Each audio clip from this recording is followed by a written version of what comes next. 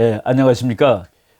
벌써 2월이 됐는데, 지난주에 저희가 미국 외교 정책 중에서 이제 동아시아 부분에 대해서 말씀을 드렸습니다. 우리 그 바이든 행정부로 이렇게 정권이 바뀐 다음에 가장 염려하던 것이 21세기의 가장 중요한 국제 문제가 미중 관계인데, 혹시 그 바이든 행정부는 트럼프와 달리 중국에 대해서 대단히 우호적인 정책을 할지도 모르겠다라는 그런 그 우려 때문에 이제 여러 가지로 우리가 걱정을 했었습니다.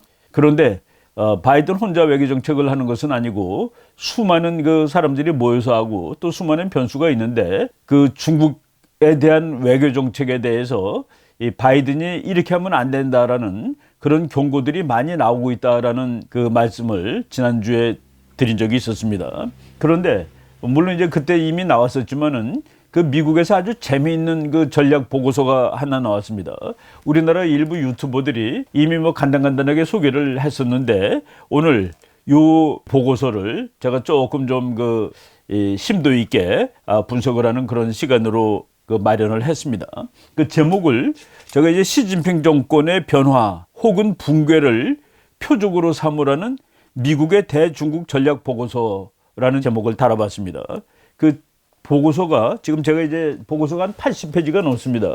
그래서 그 다운을 받아가지고 이렇게 인쇄를 해서 이렇게 묶었는데, 그 제목이, 그 보고서의 제목이 The Long Telegram. 여러분들이 제가 강의 중에서 그 롱 텔레그램이라는 강의를 한번 한 적이 있었습니다. 미국이 소련과 어떻게 싸울 거냐라는 미국의 대소 전략의 아예 그 기초가 됐던 그런 문건인데, 조지 캐넌이라는 사람이 러시아에서 근무하면서 그 1946년에 그 포린 어페어스라는 그 잡지에다가 더 롱 텔레그램이라고 해서 보내고, 그 부제를 The Sources of Soviet Conduct, 소련은 어떻게 행동하는가, 소련 행동의 원천이라는 그런 보고서가 나와가지고, 미국이 바로 그 보고서에 의해서 이제 한 40여 년 동안 대전략을 짰고, 그 대전략이 결국은 성공을 해서 미국이 이제 그 유일 초강대국으로 남은 외교사에 아주 중요한 그 문건이 있었죠. 저희들이 몇 번 소개를 했던 거로 기억을 합니다.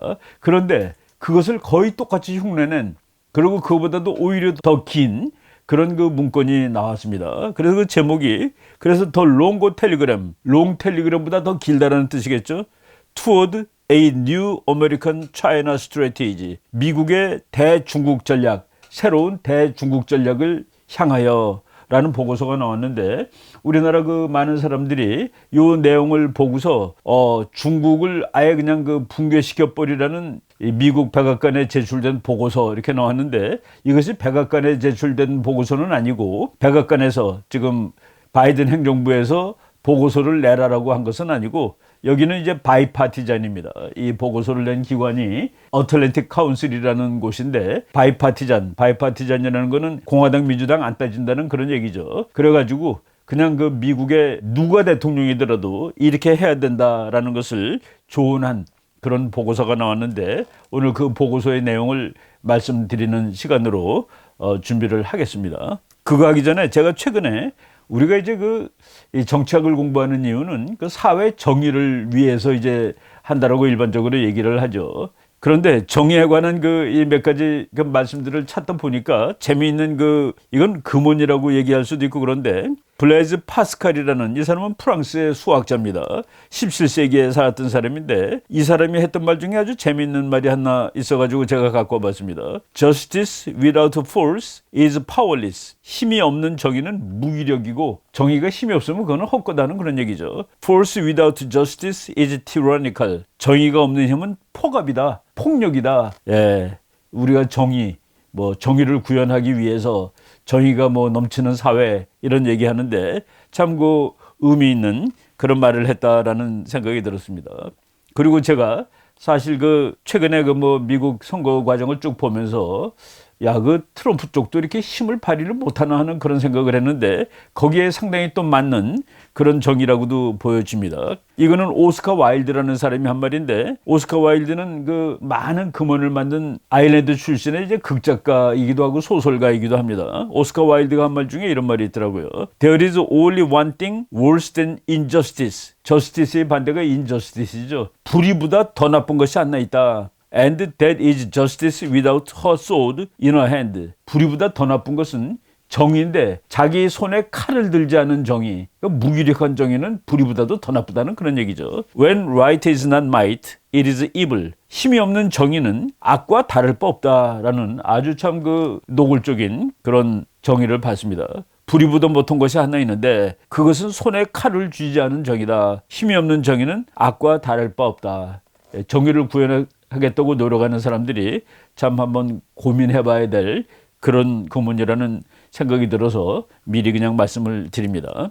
이제 그 본론으로 들어가겠습니다. 예, 더 롱거 텔레그램, 더 긴 텔레그램, 정말 깁니다. 다 읽는데 뭐 한참 걸리니까.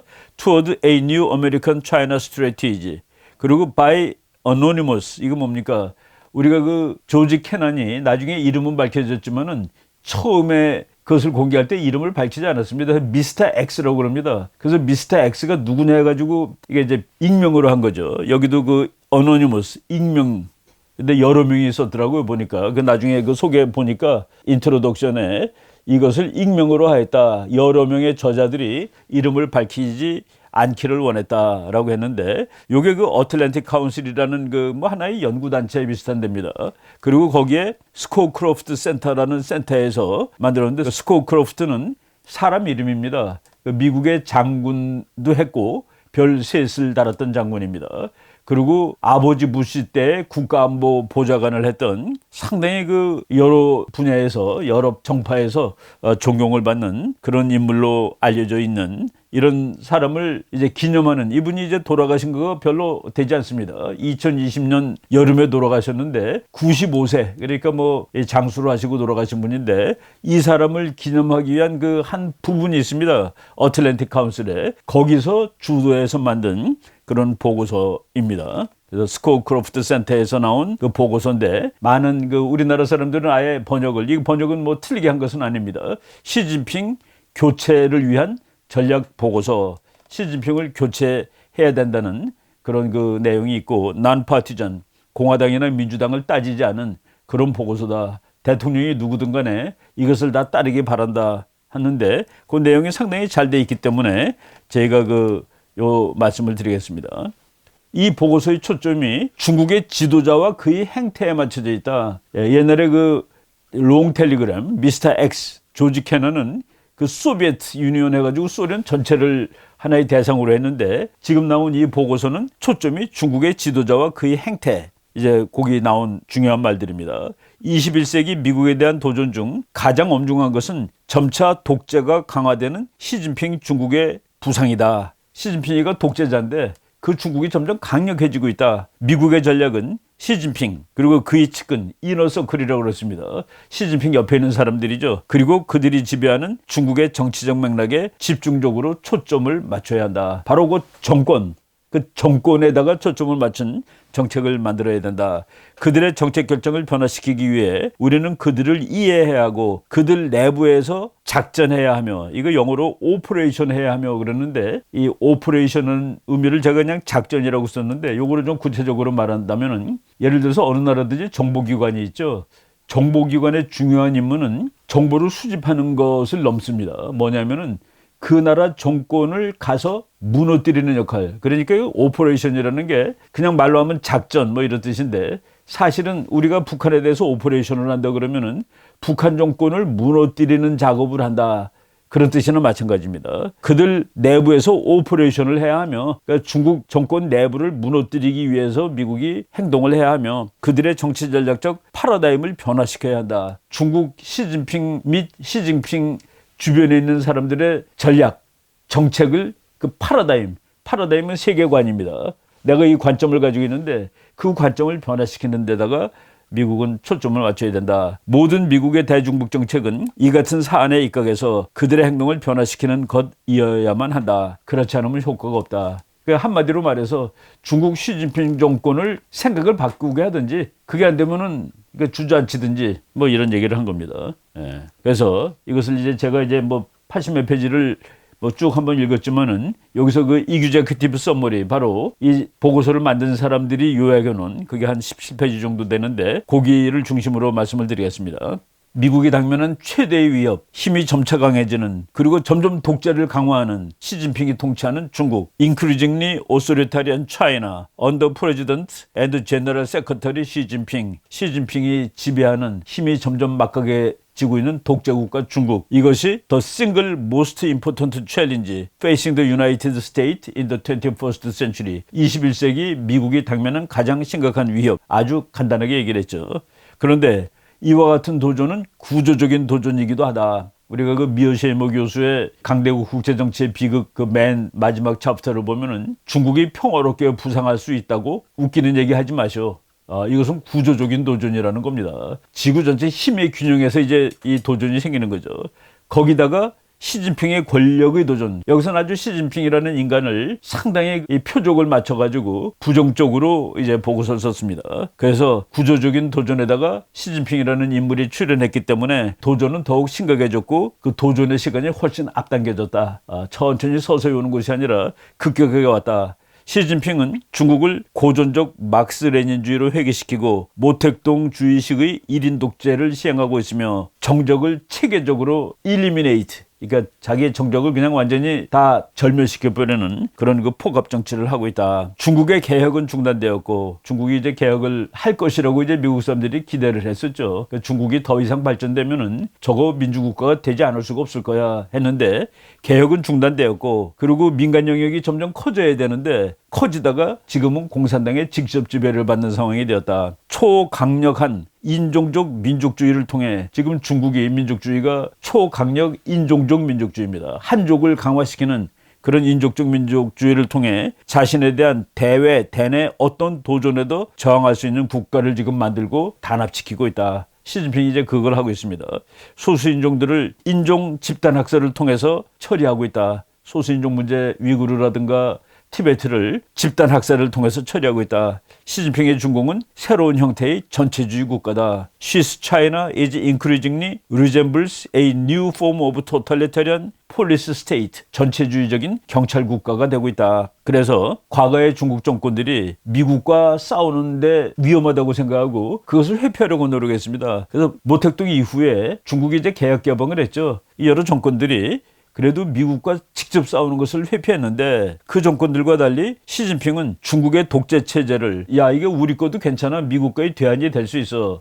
이건 세계가 우리 걸 흉내내야 돼 하는 식으로 자기네 정치 체제를 해외에 수출하는 겁니다. 그러기 위해서 강압적인 외교도 하고 그리고 군사 정책을 세계를 향해 전개하고 있는 중이다. 시진핑의 중국은 덩샤오핑, 등소평의 개혁 개방하는 사람이죠. 그리고 강택민, 짱제민, 그리고 후진타오, 이 사람들하고 시진핑은 완전히 다르다. 그래서 그 앞에 있는 사람은 그래도 스테이터스코가 뭡니까? 현상유지. 그 사람들은 현상유지를 해야지 중국에 더 잘 살게 돼.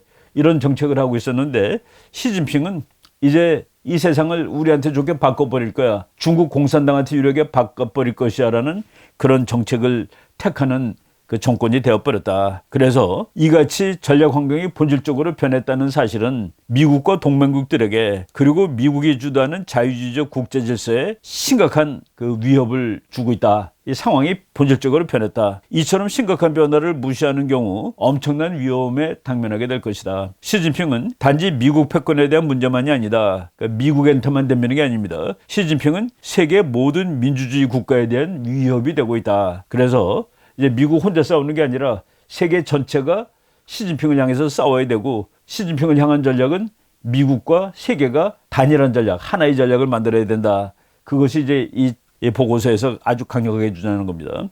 미국의 본질적인 전략 문제는 바로 중국 문제인데 공화당이든 민주당이든 관계가 없다 이겁니다. 이 같은 도전에 대해서 무엇을 해야만 할 것이냐. 이것이 지금 그 중국의 도전에 대해서 미국이 무슨 일을 해야 될 것이냐. 이건 공화당 민주당의 문제는 없는다. 중국 문제는 어전트, 아주 대단히 시급한 문제이며 미국은 향후 30년 동안 롱거텀이라고 그랬는데 우리가 롱 텔리그램은 1946년부터 소련이 망하는 1990년까지니까 44년 정도 걸렸죠.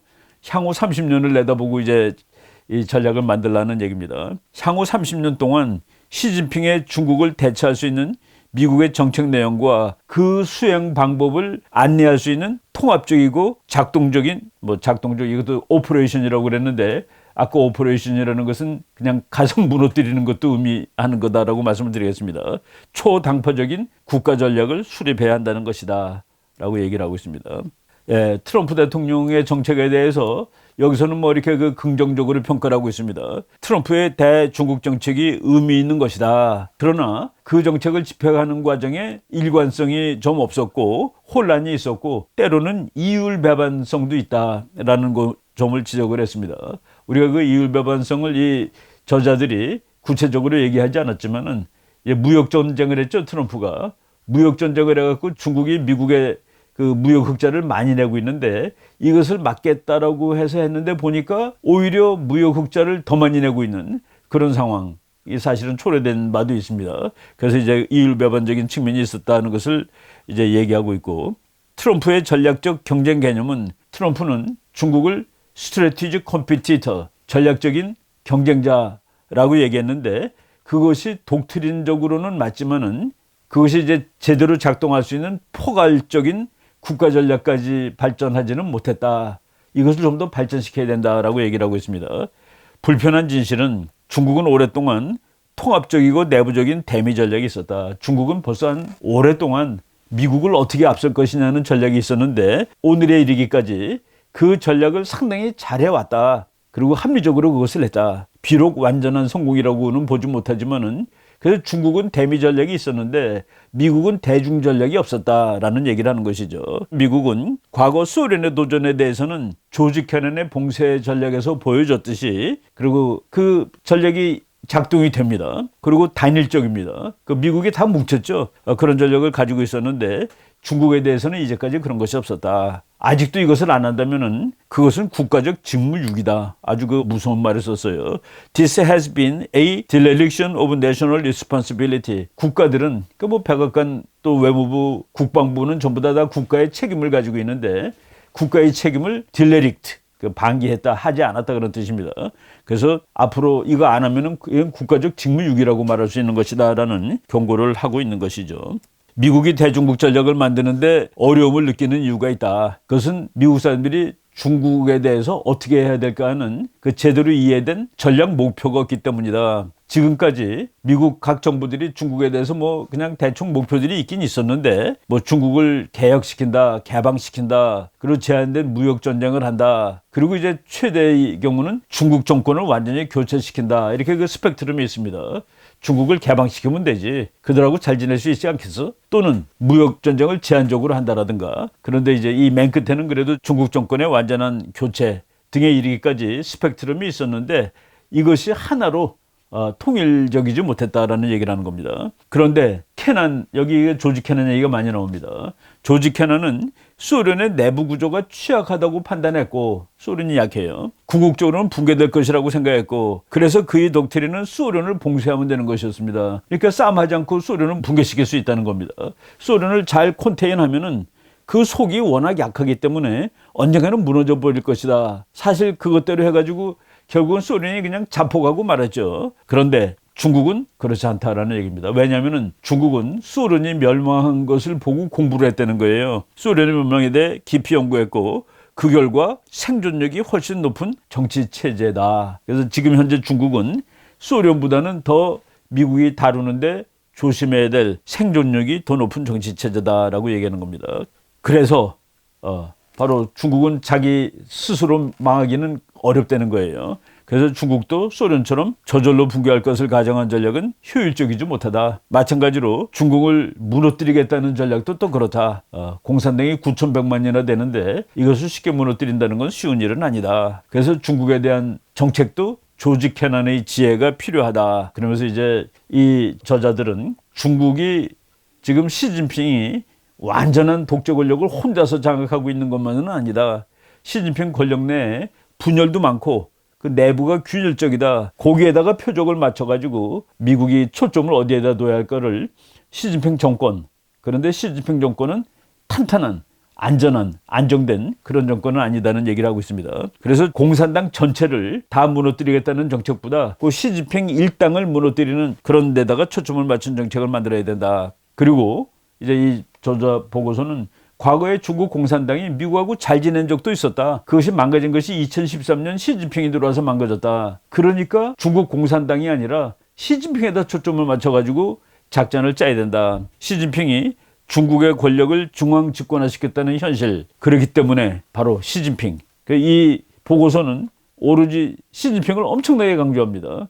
시진핑을 무너뜨리면은 미국이 바라는 것을 만들 수 있지 않겠느냐는 그런 얘기예요. 그래서 그들의 정책 결정 구조를 바꾸기 위해서 그들을 이해하고 오퍼레이팅 위드인 시진핑 정권 내부에서 오퍼레이팅 007을 해야 된다는 그런 얘기죠. 가서 이제 흔들어 놔야 된다는 얘기입니다. 그리고 그들의 정치 전략적 패러다임을 바꿔야 된다. 이러기 위해서는 장기적 전략이 필요하다. 예, 그리고 이제 아주 뭐 1, 2, 3, 4, 5, 6, 7 그다음에 그것을 하기 위해서 1, 2, 3, 4, 5, 6, 7, 8 뭐 하고 번호가 쭉 나오는 그런 구체적인 대안들을 마련해요.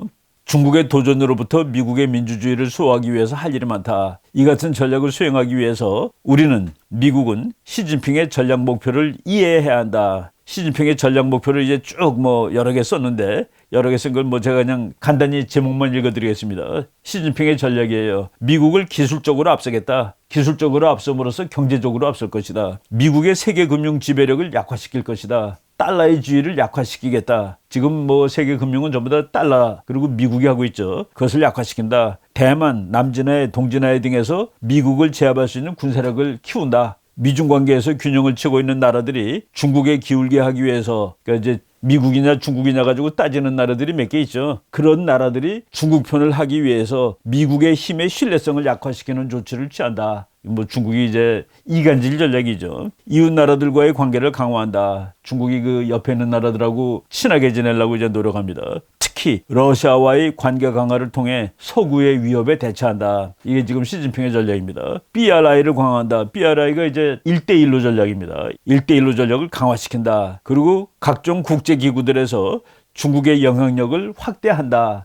이것이 시진핑의 전략인데 시진핑의 전략은 상당히 손자병법 쪽입니다. 손자병법은 뭡니까? 손자병법이 가장 좋은 전략, 뭐 손자가 한 말이 중요한 게 많지만은 제일 좋은 전략은 적의 생각을 공격하는 겁니다. 적의 전략을 공격하는 거. 그래서 이제 제일 나쁜 거는 적의 민간인을 공격하는 게 제일 나빠요.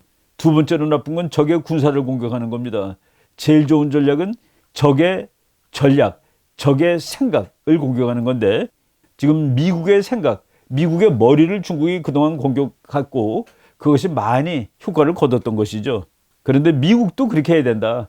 중국이 뭐를 생각하느냐 이거를 잘 알아야 된다라고 얘기하는 겁니다. 그래서 미국과 미국 동맹국들의 국가 이익이 뭔지 잘 이해하고 대중국 정책을 짜야 된다. 그리고 미국은 그러기 위해서 이것을 해야 된다는 말을 썼는데 기술적 우위를 뺏기면 안 된다. 그리고 이 테크놀로지컬 슈퍼리어리티는 동맹국들의 힘도 활용해서 확보하는 것이다. 그리고 미국 달러의 지위를 계속 유지시켜야 된다. 지금 시진핑이 하는 걸 계속 반대하는 거죠. 그리고 재래식 군사력에서 미국은 압도적인 우위를 유지해야 되고 핵억제 지금 미국하고 중국 사이에는 뭐 물론 미국이 핵으로 훨씬 센데 여기에 균형이 깨질지도 모를지는 절대로 미국이 허락하면 안 된다. 그리고 중국의 영토 확장을 절대적으로 거부해야 된다. 특히 중국이 대만의 무력 통일하는 일은 절대 거부해야 된다. 그리고 동맹국들과의 파트너십의 강화 및 확대가 결정적으로 필요하다. 이거 미국이 해야 될 일입니다. 그리고 법치에 입각한 현존 자유주의 국제질서 및 특히 그 이념적 기반 핵심적인 민주적 가치를 포함한 그 이념적 기반을 방어해야만 한다. 그러니까 자유주의, 민주주의를 지켜야 된다는 그 얘기입니다. 그리고 치명적인 기후변화 방지를 포함한 전 지구적 위협에 대처해야 된다. 이게 이제 트럼프랑 약간 다른 부분은 요 하나라고 보여집니다. 그리고 중국을 설득해야 되는데 뭐 중국이 힘이 많기 때문에 이것을 이제 쉽게 할 수는 없지만은 국제 질서에 순응하는 것이 너희한테 더 이익이야 라는 것을 설득해야 되는데 그러기 위해서 뭐 전략을 짜야 된다 해가지고 이 보고서에 쭉 나옵니다. 이건 뭐 우리가 자세하게 다 설명하면 너무 길기 때문에 그냥 한 서너 개 말하면은 일단 미국의 힘이 압도적으로 강해야 된다. 미국의 힘의 우위. 이거 읽어보면은 트럼프 대통령이 2017년에 발행했던 국가전략 보고서랑 그렇게 다르지는 않다는 생각이 듭니다. 그리고 중국이 넘으면 결코 안 된 그걸 레드라인이라고 그러죠. 여기 이거 이상하면 우리가 가만히 있지 않겠어 하는 그 레드라인을 설정을 해야 된다. 그리고 미국은 뭐 여기서는 이제 동맹 얘기가 많이 나옵니다. 동맹하고 결정적으로 힘을 합쳐서 이 정책을 해야 된다는데 미국의 힘을 늘려야 되고 그리고 여기서 이제 조금 트럼프랑 약간 다른, 트럼프의 그 국가 전략하고 약간 다른 그것이 중국이 넘으면 안 될 레드라인을 반드시 설정해야 된다라는 그런 얘기가 이제 나옵니다. 이제 여기 지금 현 행정부도 이제 국가안보전략 보고서를 아마도 낼 겁니다. 거기에 나오면 우리가 이제 보다 정확한 그 미국의 대중국 정책을 알 수가 있겠는데, 하여간 동맹을 뭐 강조하고 미국의 힘을 강조하고 중국이 이거 하면 안 된다라는 것을 반드시 명기해야 된다. 그리고 이와 같은 전략은 10개의 조직 원리에 의거해서 전개되어야 한다라고 얘기했는데, 하여간 뭐 자세하게 썼습니다. 첫째는 미국 국력이 4가지 기둥에 근거를 둬야 된다. 즉 미국이 힘이 약하면 헛거다 하는 얘기입니다. 그 힘은 군사력, 경제력, 여기 이제 재정 능력이라고 했는데 뭐 똑같은 얘기죠. 기술력, 그리고 가치, 개인의 자유, 민주주의, 이 4가지가 미국 국력의 기본인데 이 4가지를 확실하게 미국이 앞서고 있어야 된다. 두 번째, 미국의 국가 전략은, 대중 전략은 국내적인 경제, 제도적 취약성을 보완함으로써 성공할 수 있다. 이건 무슨 얘기냐면은 미국 자체가 문제가 있으면, 미국이 골병 들어 있으면은 중국과 싸울 수가 없다. 그러니까 미국 내의 문제를 해결해야 된다는 그 얘기입니다. 당연한 얘기죠. 세 번째는 미국의 대중국 전략은 미국의 국가적 가치와 이익과 연계되어야만 한다. 그렇죠? 미국의 국가적 가치, 민주주의, 인권, 그리고 미국의 이익은 뭡니까? 아주 간단하게 얘기를 했습니다. Maintenance of US Global Power. 미국은 세계 1등으로 남아있어야 하는 것. 그것이 미국의 이익입니다. 그것과 연계되는 대중국 전략을 짜야 되는데 민주주의를 유지하고 미국이 세계 1등을 유지하는 그 전략. 이게 세 번째입니다. 네 번째, 미국의 대중국 전략은 주요 동맹국들과 함께하는 것이다. 여러 나라들이, 미국의 친구들이, 민주주의 동맹국가들이 중국에 대한 정책은 미국의 것과 같은 것, 단일한 정책을 짜자.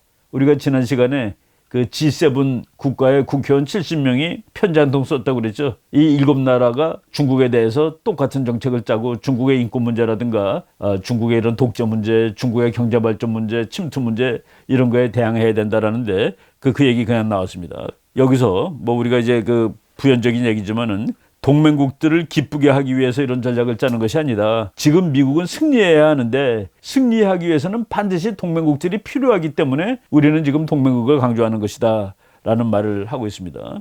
다섯 번째, 미국 주요 동맹국들의 정치적 경제적 필요성에도 부응하는 전략을 만들어야 된다. 그러니까 이제 예를 들어서 한국 같은 경우에 미국 편이냐 중국 편이냐라고 뭐 지금 많은 얘기를 했는데 거기서 갈등이 있을 수가 있죠. 경제적으로 중국한테 조금 이득을 본다 하는데 그것까지도 고려한 전략을 만들자라는 그런 의미입니다. 그리고 여섯 번째, 이것도 이제 트럼프 때도 그냥 나온 거예요. 미국은 원하던 원치 않던 러시아의 관계를 다시 균형적인 것으로 만들어야 된다. 러시아를 중국과 붙도록 놔두면 안 된다. 트럼프가 그런 말 했다고 그랬죠. 왜 당신은 저 푸틴하고 친하게 지내십니까? 그랬더니 그럼 푸틴이 시진핑하고 친하게 지내도록 놔두란 말이요. 그 얘기 똑같이 하는 겁니다. 미국은 원턴 원치 않던 러시아의 관계를 잘 해야 된다. 다른 말로 구체적으로 러시아가 중국 편이 되는 일을 막아야 된다는 그 얘기입니다. 러시아가 중국 편으로 흘러가지 못하게 막아야 된다라고 아예 써 있습니다. 일곱 번째, 미국과 동맹국의 대중국 전략은 중국의 정치에 초점을 맞춰야 된다. 특히 시진핑의 리더십에 초점을 맞춰야 된다. 중국 전체를 공격 표적으로 삼으면 안 된다. 그렇죠? 중국과 싸운다고 말하면 안 되는 겁니다. 시진핑과 그 일당과 싸운다라고 얘기하라는 얘기예요. 여덟 번째, 미국의 전략은 파괴하고자 하는 중국이 본질적으로 현실주의적인 전략을 가지고 있다는 점을 잊어버리면 안 된다. 이것도 재밌는 얘기죠. 시진핑 그냥 미국이 덤빈다고 무너질 정권이 아니야.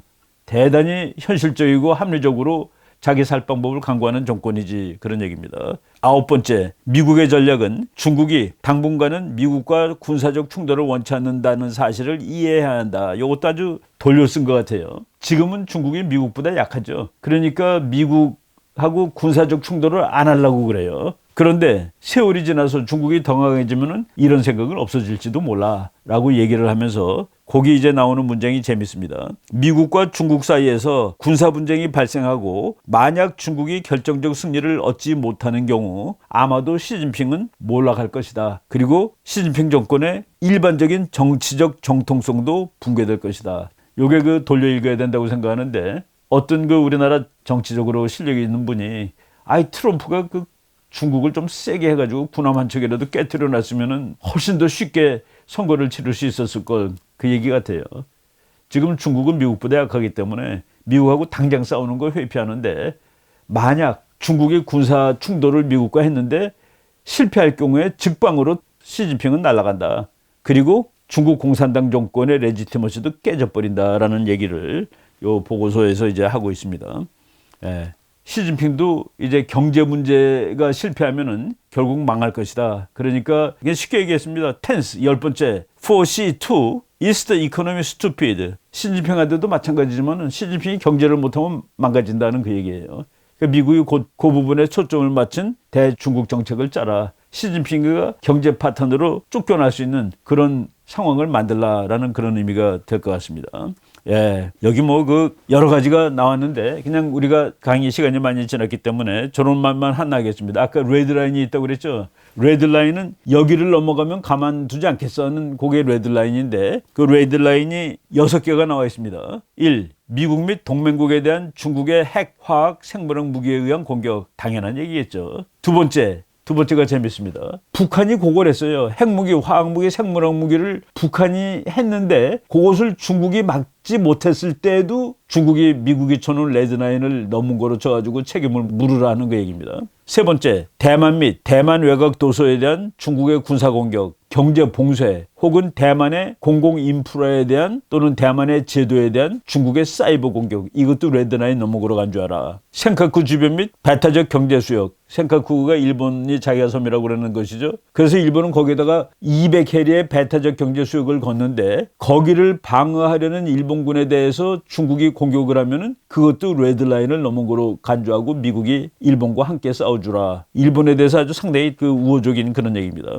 그 다음에 5번째, 남중국해에서 중국의 이익을 확장하고 도서를 군사화시키는 그리고 다른 나라가 주장하는 영토에 중국이 군사력을 파견하고 미국 및 동맹국이 행하는 프리덤 오브 내비게이션 오퍼레이션에 중국이 방해를 할 경우 그때 이것도 레드라인을 넘은 거로 간 줄 알아. 예, 우리가 그 중국이 그 모래톱 같은 데다가 진흙 갖다 붓고 세멘트 갖다 붓고 선 만든 거 여러분 사진도 보고 그러셨죠. 그런 거 더 만들면은 레드라인으로 치라는 그 얘기입니다.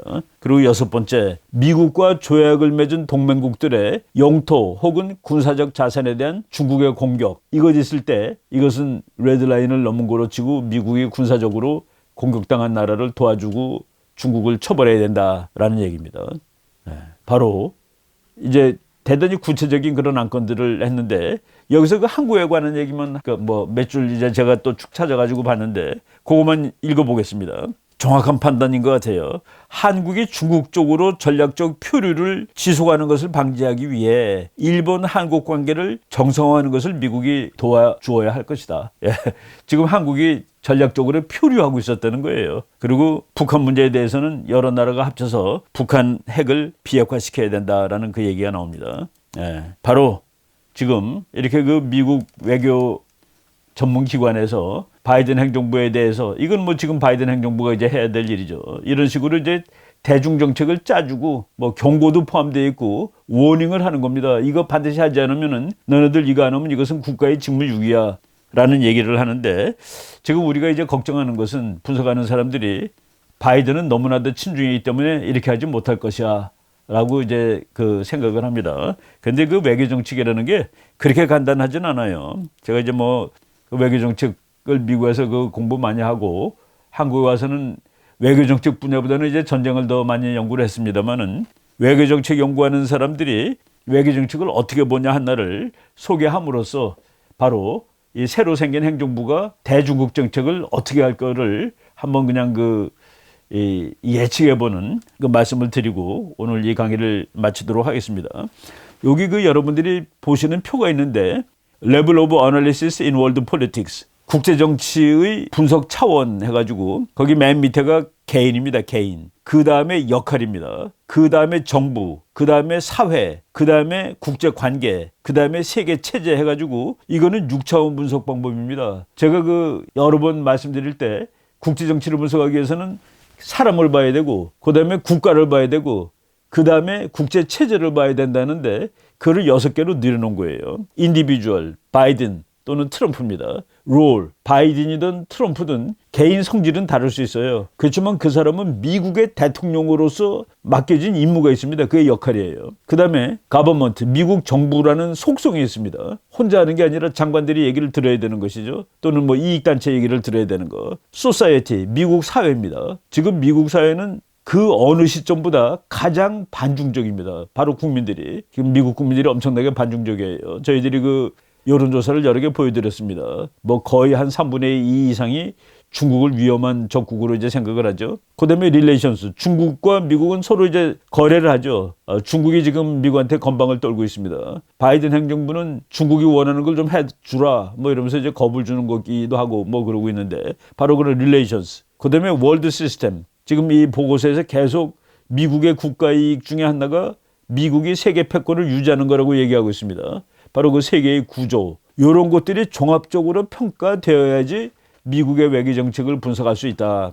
요거는 바로 우리들이 뭐 여러 번 얘기했던 브루스 러셋 교수의 그 국제정치 교과서 월드 폴리틱스라는 책에 이제 나오는 얘기인데 뭐 전책 1981년에 초판 나왔지만은 2012년에 시판도 나온 아주 그 유명한 교과서인데 거기서 제가 이제 인용을 했던 그런 그 문장입니다. 그래서 이런 것들이 다 종합적으로 돼서 미국의 외교 정책이 나오기 때문에 대통령 한 사람이 바뀌었다고 해서 이제 다 대폭 바뀌고 그러는 것은 아니다라고 봐도 될 것 같다라는 그런 말씀을 뭐 일단 드리고 싶습니다. 그래서 이제 그 앞으로 우리가 좀 더 봐야 되겠지만은 하여간 그 국제 정치는 그 한 사람이 바뀌었다고 해서 다 바뀌지는 않을 것이다. 물론 이제 조금은 바뀌겠죠. 그래서 이제 우리가 조금 더 시간을 가지고 한번 그 분석을 해봐야 되겠는데 아주 그 재미있고 의미 있는 그런 보고서가 나왔기 때문에 여러분들한테 오늘 소개를 드렸습니다.